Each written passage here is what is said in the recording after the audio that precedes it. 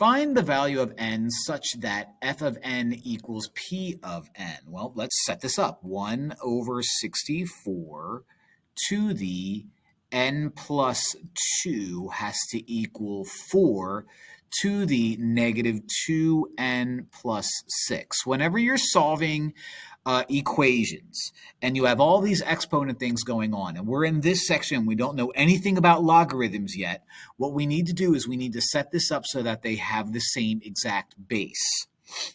Now, I know 4 times 4 times 4 is 64. So the first thing I'm going to do is I'm going to rewrite that out to 1 over 4 cubed. That way, I can make that look like that and set the exponents equal to each other. Okay, so that becomes that. I can rewrite 1 over 4 cubed as 4 to the negative third times n plus 2. Whenever you have an exponent to an exponent, multiply the exponents. In this case, that requires you to do distributive property.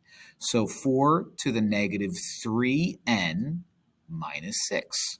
Now let's bring this guy back down because that is 4 to the negative 2n plus 6.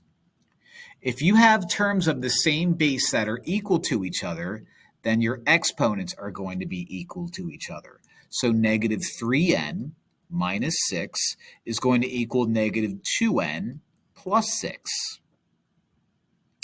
Let's add 3n to both sides, so negative 6 equals n plus 6. I'm not showing my work, shame on me. I added 3n to both sides, so plus 3n to negative 2n is regular n. Negative 6 drops down, 6 drops down, subtract 6, and in the interest of space, negative 6 minus 6 is negative 12. Tricky.